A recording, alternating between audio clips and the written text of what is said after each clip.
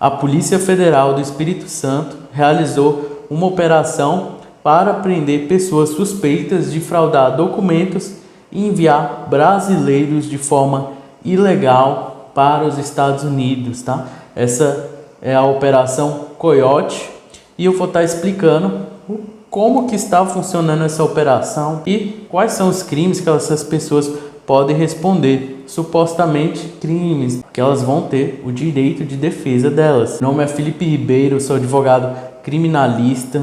Nesse caso aqui específico da Operação Coiote, aconteceu aqui uma prisão que foi em flagrante, tá, de 2 pessoas, sendo que essa prisão em flagrante ela tem que ser submetida a uma audiência de custódia e na audiência de custódia ali, né, com a defesa e o juiz vai ser visto se converte essa prisão para preventiva ou temporária, que são chamadas prisões provisórias, ou se vai direto para uma liberdade provisória, ou seja, se a pessoa ela vai cumprir o que a gente chama de medida cautelar diversa da prisão, seja uma tornozeleira eletrônica, alguns impedimentos, ou o melhor de todos, por isso que eu falei aqui no final, melhor de todos que eu falo assim, quando a pessoa tem um direito pleno de responder em liberdade, que é quando se tem o relaxamento da prisão.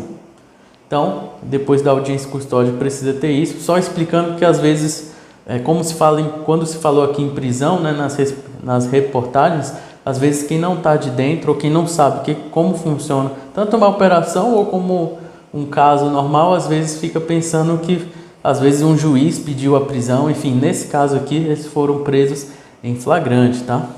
A Polícia Federal, né, ela investiga esse envio ilegal de pessoas da região de Governador Valadares, que é em Minas Gerais, né, para os Estados Unidos, ou seja, embora se tenha pego ali no Espírito Santo, também tem questões que envolvem a cidade de Minas Gerais, tá?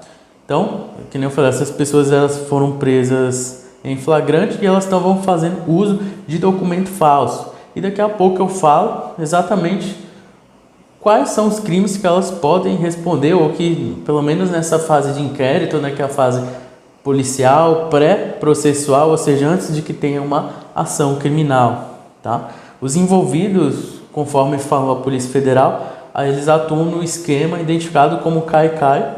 É importante vocês entenderem quando se fala aqui na palavra esquema, organização, associação, tudo que envolvam pessoas, esquema, enfim, vocês vão entender no final, porque é a parte mais importante aí. Então assim, a gente tem a Polícia Federal fala desse esquema, que é identificado como CAI-CAI, né?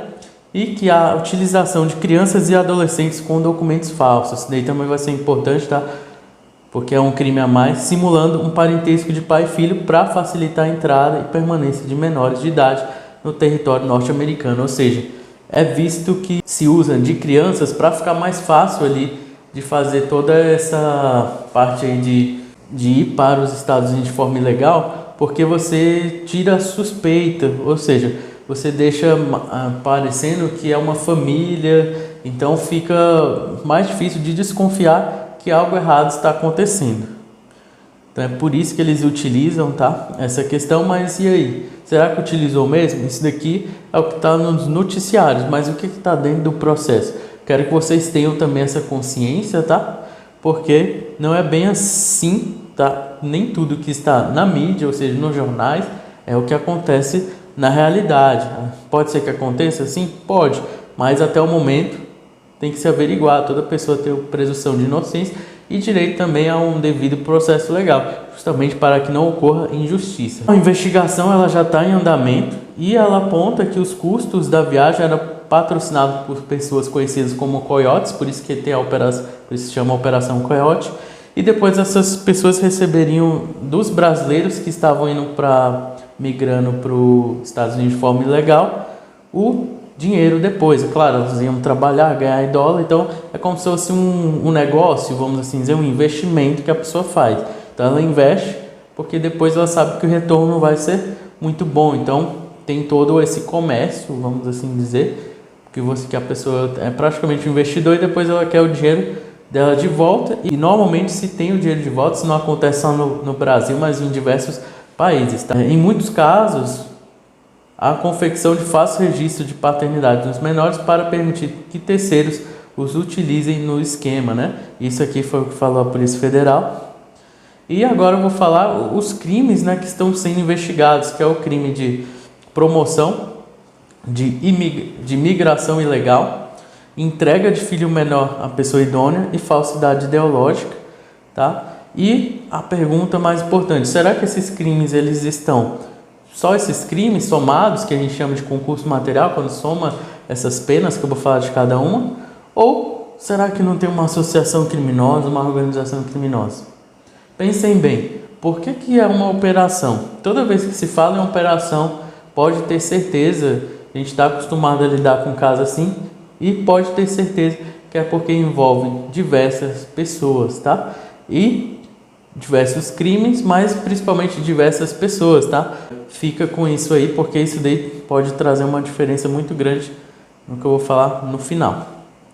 Então a gente tem aqui a promoção de imigração ilegal, que é quando você promove por qualquer meio, com fim de vantagem econômica, a entrada de estrangeiro em território nacional ou de brasileiro em país estrangeiro. Ou seja, exatamente o que supostamente está acontecendo. A pessoa vai para outro país, né? Ela é ofertada, tá? Para ir para outro país e ter uma obtenção de vantagem econômica com relação a isso, que não falei, é como se fosse um investimento, tá? Só que é interessante vocês verem que, além disso tudo, você tem também uma questão de falsidade ideológica, tá? Que aí eu vou colocar aqui, né? Que é omitir em documento público ou particular declaração que dele deva constar ou nele inserir ou inserir declaração falsa ou diversa do que devia ser escrito, com o fim de prejudicar direito, criar obrigação ou alterar a verdade sobre fato juridicamente relevante. Em linhas gerais, explicando para ficar mais fácil, você usa um documento que é falso, ou seja, um documento que não é seu. Então, por conta disso, você está constando ali um documento público, tá? Por exemplo, sua identidade, seu passaporte, e você não está com o seu nome, você está com o nome de outra pessoa, enfim. E tem informações ali que não são verdadeiras. Isso por si só é um crime, tá? Com pena de reclusão de 1 a 5 anos. Aqui a parte de promoção de migração ilegal, a pena é de reclusão de 2 a 5 anos. A entrega de filho menor à pessoa idônea, deixa eu falar agora, que eu nem acabei falando, que é quando você entrega menor de 18 anos à pessoa em cuja companhia sabia ou deva saber que o menor fica moral ou materialmente em perigo. A pena é de detenção de 1 a 2 anos. Então a gente pega esses 3 crimes aqui, tá? E não é só esses, tá? Por isso que eu falei de organização criminosa, associação. E outra coisa, vocês precisam ter a consciência que a polícia, ela faz o quê? Ela investiga e no final ela vai ter uma conclusão, pode ser pelo indiciamento ou não, né?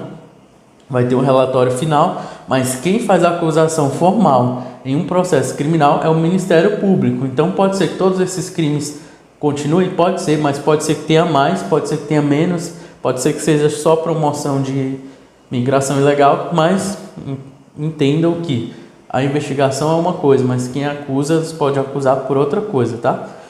E somando aqui, né, a gente tem uma pena de promoção de migração ilegal de 2 a 5 anos, tá? Tem a entrega de filho menor à pessoa inidônea, né, que é de 1 a 2 anos, e o crime de falsidade ideológica, que vamos colocar aqui que é de 1 a 5 anos. Então, somando 5 mais 5 mais 2, daria uma pena aí de 12 anos. Claro, né, que eu estou colocando só a pena máxima, mas para vocês verem a gravidade da questão. Mas não é somente isso, tá? Como envolvem diversas pessoas, esse crime pode estar acontecendo no que a gente chama de organização criminosa, quando tem uma estrutura organizada, tá? Estruturada, com divisão de tarefas. Então pode ser que isso inclusive faça com que, se não for descaracterizada essa parte de organização criminosa, que as pessoas fiquem presas preventivamente. Também pode ser também um crime de associação criminosa, que é um pouco parecido com organização, tá? Só que é quando você tem uma quantidade de pessoas para cometer crimes, né? E na organização criminosa é quando você realmente tem uma estrutura organizada para fazer isso. Então vai depender muito aí de quem vai acusar e da linha investigativa, se eles vão descobrir essa distribuição de tarefas e tudo, tá? Claro, muitas vezes nem é uma organização criminosa, mas o Ministério Público acusa dessa forma, sabendo que assim vai conseguir uma prisão preventiva mais fácil pelo juiz, ou seja, o juiz vai decretar a prisão preventiva sabendo que isso faz parte de uma organização criminosa, tá? Então por isso que tem que ficar muito atento quando se trata de operação. E como lidar com esse caso aqui? Esse caso aqui é que nem eu falei, como que funciona a investigação da acusação, né, que é a normal da polícia, que vai servir para acusação. E também pode ser feita uma investigação defensiva? Pode ser feito sim, tá? Mas não em todos os casos, mas no mínimo o que a defesa faz nesses casos? É importantíssimo que ela acompanhe todos os atos investigativos para ver se não tem nenhum tipo de nulidade ou coisas erradas. E nesse momento já vai poder ser declarada nulidade, já pode resolver tudo? Depende muito, tá? Não necessariamente, mas é importante que fique consignado em algumas questões, que é o seguinte: por exemplo, tem que ser feita uma perícia que não foi feito, um depoimento que não foi feito. Vai poder ser utilizado nesse exato momento para resolver o problema? Provavelmente não, mas se ficar constado que por negligência, né, ou seja, a polícia não fez, mesmo a defesa pedindo para que fosse feita uma diligência ou ouvir alguém em depoimento, ou seja o que for, isso no futuro pode prejudicar sim a acusação. Então é muito importante, tá, ter a defesa aí na parte investigativa também, acompanhando. Claro que a gente não vai saber a investigação em tempo real, mas ela acabou de acontecer. Ela tem que ser liberada para que o advogado tenha acesso, para ver se não tem aí sim uma ilegalidade tão flagrante que pode ser mudado já no início. Mas tem coisas que não, que só vão ser usadas depois no processo, mostrando que houve uma nulidade. Mas dependendo do que aconteça, principalmente com relação à prisão, se a pessoa estiver presa, pode ser usado sim, tem diversos mecanismos, mas fiquem sabendo que podem sim ser tomadas algumas questões, seja uma estratégia que seja um manejo de habeas corpus, enfim. É porque depende do caso a caso, então generalizar para mim fica complicado, mas saibam que nesse caso aqui específico é muito importante, tá? Tem uma defesa tanto na parte de inquérito, que é normalmente o que a gente faz e tudo, e depois na fase processual. Então assim, eu estou atuando em diversas operações aqui no Brasil. Então assim, tem a operação Lesa Pátria, que essa eu estou divulgando, né? Tem nas minhas redes sociais, tudo vocês conseguem ver, que eu também não entro no mérito. E tem outras operações que são mais sigilosas. Só que o que acontece? É importante que vocês saibam que toda operação é diferente de uma investigação comum, tá? Tem uma complexidade maior, envolve diversos agentes, tá? E uma pessoa pode complicar a outra. Acontece muitas vezes que uma pessoa quer delatar a outra, falar que outra fez algo, e pode ser visto como verdade quando não é, tá? Mas independente do que está no noticiário, é importante que você saiba que não é porque está no noticiário que é verdade. Então é isso, espero que tenha entendido aí sobre essa operação Coiote, tá? E tem diversas outras operações acontecendo no Brasil. A gente atua em algumas, e nessa daqui, especificamente da Operação Coiote, ela é uma operação aí que começou agora em fevereiro e podem ter desdobramentos ou simplesmente seguir o processo, mas muita coisa em breve ainda será liberado para defesa.